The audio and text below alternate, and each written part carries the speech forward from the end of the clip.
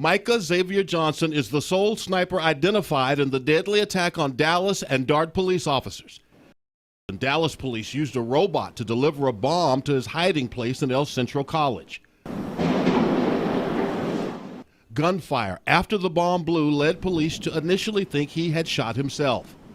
Between 2009 and 2015, Johnson served in the Army Reserve and did one tour of duty in Afghanistan, receiving an honorable discharge. He'd be one of the most prolific serial killers in Texas history. Jury selection is underway in the trial of Billy Chemirmir. Investigators say he killed more than a dozen women living in senior living homes across North Texas. Yeah, according to police, Chemirmir smothered his victims with a pillow, then stole their jewelry. Texas, glittering skyline, champion teams, and music legends also carries a darker history. Beneath uptown's shine, the city has faced chilling crimes. Charles Eyeball Killer Albright's macabre deletions, Leon Pistol Pete Dorsey IV ruthless deletions, Micah Xavier Johnson's deadly police ambush, and Billy Chemirmir's silent attacks on the elderly. Long before them, the Dallas crime family ran bootleg liquor, gambling, and violence from the shadows. These cases remind us that under the bright Texas sun, darkness can still find a home. At the Mesquite, Texas home where Micah Johnson lived alone with his mother, reports that cops found ammo, ballistic vests, rifles, and bomb-making materials. The 25-year-old former Army reservist had no known criminal history in Texas, no ties to terrorism. But Thursday night, police say he unleashed a barrage of bullets on scores of cops, 5 injuring more. We got a guy with a long rifle. We don't know where the hell he's at. The Dallas mayor says Johnson was wearing a bulletproof vest and used an AR-15 assault weapon. In a standoff with police, he told them he was angry before explosives were detonated and killed him. Johnson worked in carpentry and masonry and was deployed to Afghanistan in 2013. Some neighbors told CNN he changed after his deployment. Chaos on the streets of downtown Dallas overnight. Shots fired. At least 5 officers killed, 9 other officers and civilians injured.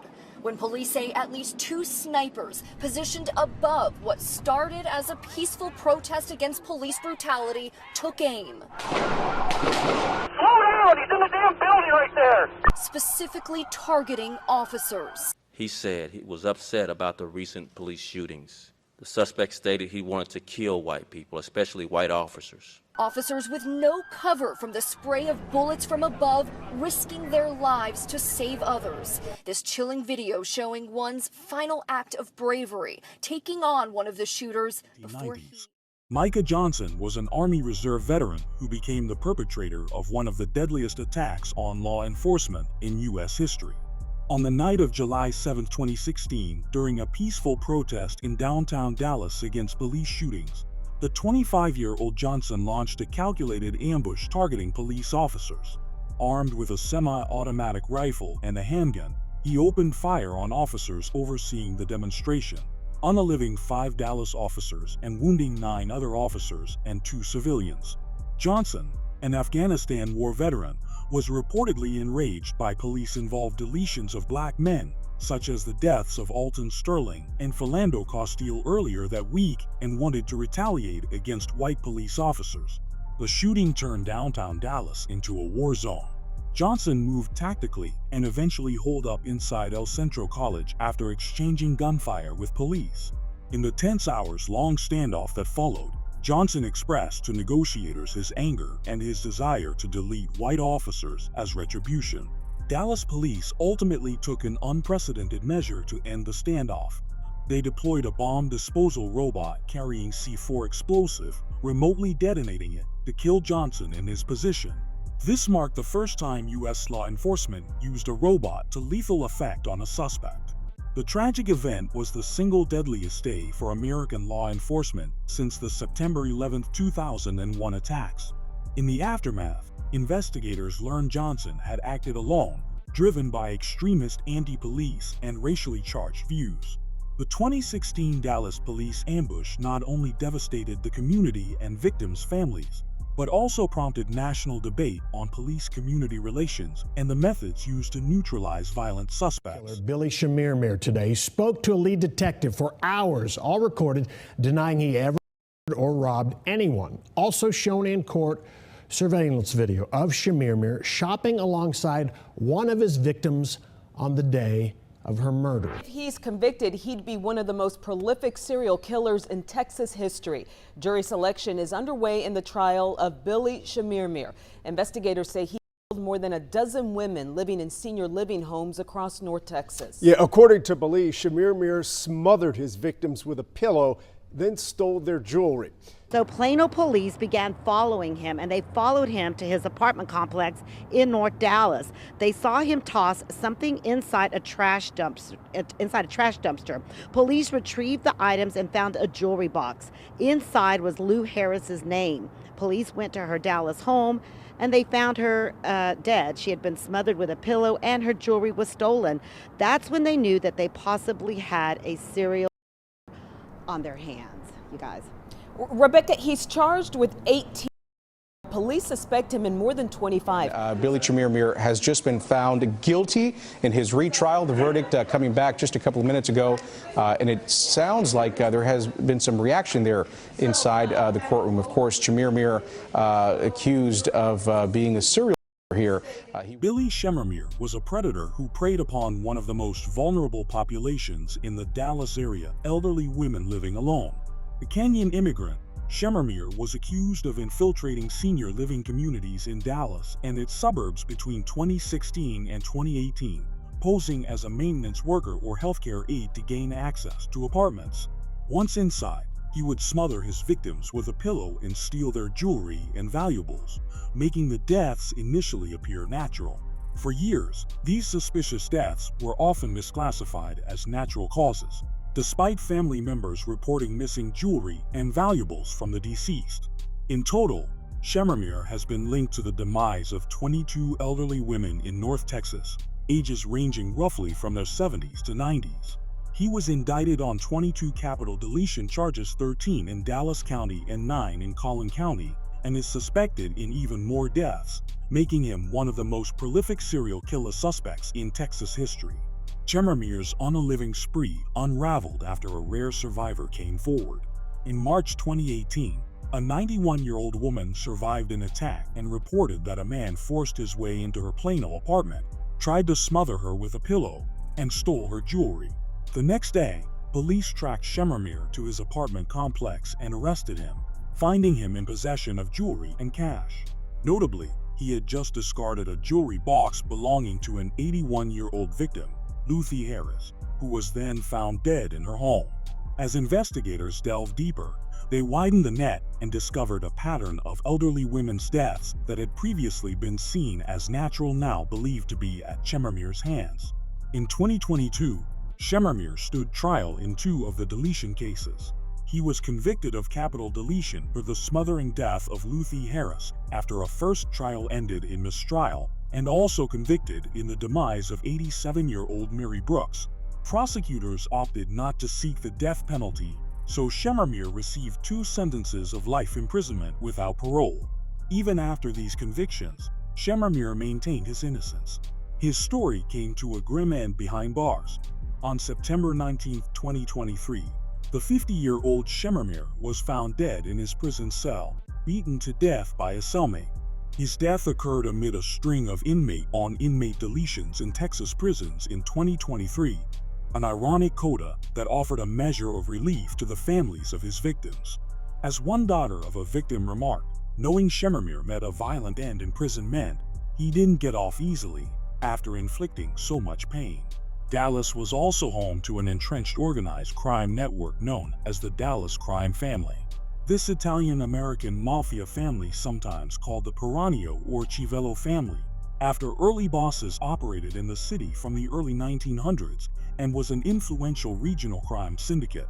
Established around 1921 by Carlo Piranio, a Sicilian immigrant, the Dallas family was even considered part of the Commission, the nationwide alliance of mafia families organized by Lucky Luciano in 1931. Under Piranio and later his brother Joseph Piranio, The Dallas mob ran classic rackets of the Prohibition era. They profited from bootlegging, illegal liquor distribution, illegal gambling operations, and labor racketeering, all while keeping a low profile that helped them avoid unwanted attention for many years. By the 1950s, leadership passed to Joseph Chivello, under whom the gang's activities expanded further. Chivello controlled narcotics, gambling, prosti, and nightclubs in most of Texas. According to historical accounts, violence was certainly a tool in the Dallas mob's arsenal. For instance, Chivello himself was suspected, though never indicted, in the 1928 shotgun demise of a rival bootlegger, an act of Mafia discipline to enforce tribute payments. The family also engaged in extortion and contract deletions as typical of organized crime, though many such crimes went unsolved or unpublicized due to the Mafia's code of silence. At its height, the Dallas crime family was deeply entrenched in the city's underworld and had connections to larger Mafia entities in New Orleans, Kansas City, and even Chicago. However, by the late 20th century, the family's power waned. Chivello's death in 1970 marked the effective decline of traditional Mafia influence in Dallas.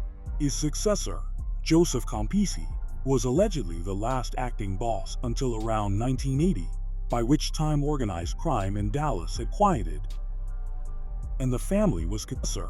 Joseph Campisi was allegedly the last acting boss until around 1980, by which time organized crime in Dallas had quieted and the family was considered defunct. Even so, the legacy of the Dallas crime family, with its decades of deletion, extortion, gambling rackets, and corruption, remains a notable chapter in the city's criminal history. It stands as a reminder that Dallas not only saw notorious lone criminals, but also hosted a long-standing organized crime presence that was among the region's most entrenched underworld organizations. Charles Albright gained the morbid nickname, the Eyeball Killer, for the gruesome signature left on some of his victims. Between 1988 and 1991, multiple women met their demise in Dallas's Oak Cliff area. 3 victims, Mary Lou Pratt, Susan Peterson, and Shirley Williams, were each found shot in the head with their eyes surgically removed. An earlier victim, Rhonda Bowie, had been found stabbed to death in 1988. Albright, a seemingly ordinary carpenter, was arrested on March 22, 1991, and charged with the 4 deletions. Albright's trial began in late 1991, but due to scant physical evidence, prosecutors proceeded with only 1 deletion charge. He was ultimately convicted for the demise of Shirley Williams in December 1991 and sentenced to life in prison. Charges in the other slayings were dropped for lack of evidence, although Albright remained the prime suspect in those cases. The removal of eyes from the victims, a fact that shocked the public, inspired the media to dub him the Eyeball Killer. Albright spent the rest of his life behind bars at a psychiatric unit in Lubbock, Texas, maintaining his innocence. He died in prison in 2020 at the age of 87, closing the chapter on one of Dallas's most macabre crime sprees. Leon Dorsey IV, who arrogantly nicknamed himself Pistol Pete, terrorized Dallas in 1994 with a pair of especially cold-blooded crimes. On April 4, 1994 Easter weekend, the 18-year-old Dorsey entered a Blockbuster video store in East Dallas late at night.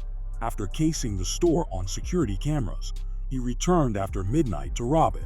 When a clerk struggled to open a safe and another tried to flee, Dorsey opened fire. He shot and deleted 2 employees, 26-year-old James Armstrong and 20-year-old Brad Lindsay, before escaping with about $392 from the register. The crime, partially caught on video, went unsolved for years as police initially misjudged the suspect's height on the footage and dismissed Dorsey as a suspect. Just 5 months after the Blockbuster double deletion, Dorsey struck again. In August 1994, he deleted 51-year-old Hyun Suk Chon during a robbery at a convenience store in Ennis, south of Dallas. Dorsey was caught and sentenced to 60 years in prison for that demise, but the Blockbuster case lingered cold. In 1998, Dallas police reopened the video store demise. Enhanced FBI analysis of the surveillance tape and Dorsey's own jailhouse confession finally tied him to the crime. Prosecutors noted Dorsey's utter lack of remorse. He even told a reporter that the victims' families should not focus on their losses, likening their grief to losing money in a dice game. Described by a Dallas prosecutor as a total psychopath and the meanest criminal I prosecuted, Dorsey had racked up at least 95 disciplinary violations in prison, including stabbing a guard 14 times with a shank. In 2008, at age 32, Leon Dorsey IV was executed by lethal injection in Texas for the Blockbuster demise. His case, dubbed the Blockbuster Killer by some, stands as one of Dallas's most violent and senseless crimes of the 1990s.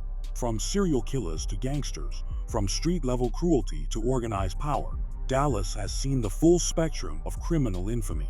Each story, Albright's twisted precision, Dorsey's senseless brutality, Johnson's deadly ambush, Chemirmir's silent predation, and the Mafia's decades-long grip shows how one city can contain both greatness and depravity in equal measure.